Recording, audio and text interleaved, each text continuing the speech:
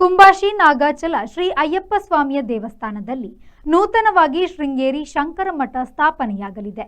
March 25ರಿಂದ 28ರವರೆಗೆ ಧಾರ್ಮಿಕ ಕಾರ್ಯಕ್ರಮಗಳು ನಡೆಯಲಿದ್ದು, ಚಪ್ಪರ ಮುಹೂರ್ತ ಕಾರ್ಯಕ್ರಮವು ಮಾರ್ಚ್ 9ರಂದು ನಡೆಯಲಿದೆ.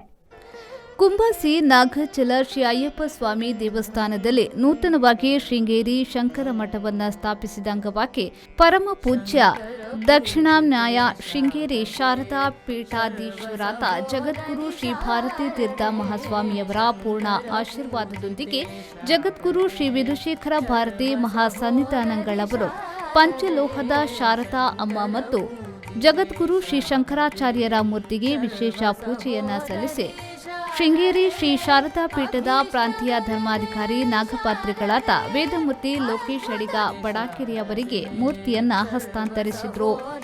ಸಾನ್ನಿಧ್ಯದಲ್ಲಿ ಮಾರ್ಚ್ 25ರಿಂದ ಮಾರ್ಚ್ 28ರ ತನಕ ಶೃಂಗೇರಿ ಜಗದ್ಗುರುಗಳ ದಿವ್ಯ ಉಪಸ್ಥಿತಿಯಲ್ಲಿ ಶೃಂಗೇರಿ ಶಂಕರ ಮಠ ಸ್ಥಾಪನೆಗೊಳ್ಳುವ ಕಾರ್ಯಕ್ರಮದೊಂದಿಗೆ ಮಾರ್ಚ್ 28ರಂದು ಜರುಗುವ ನಾಗಮಂಡಲೋತ್ಸವ ಕಾರ್ಯಕ್ರಮದ ಚಪ್ಪರ ಮುಹೂರ್ತ ಕಾರ್ಯಕ್ರಮವು ಮಾರ್ಚ್ 9ರಂದು ಬೆಳಗ್ಗೆ 6:30ಕ್ಕೆ ನಡೆಯಲಿದೆ ಎಂದು ಶೃಂಗೇರಿ ಶ್ರೀ ಶಾರದಾ ಪೀಠದ ಪ್ರಾಂತೀಯ ಧರ್ಮಾಧಿಕಾರಿ ನಾಗಪಾತ್ರಿಗಳಾದ ವೇದಮೂರ್ತಿ ಲೋಕೇಶ್ ಅಡಿಗ ಬಡಾಕೆರೆಯವರು ತಿಳಿಸಿದ್ದಾರೆ.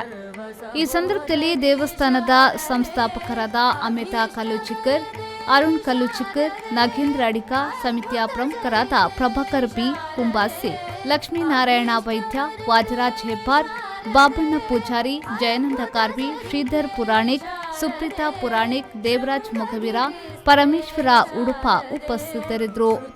ಜೆಪಿ ಬಡಾಕೆರೆ, ವಿ4 ನ್ಯೂಸ್, ಬೈಂದೂರು.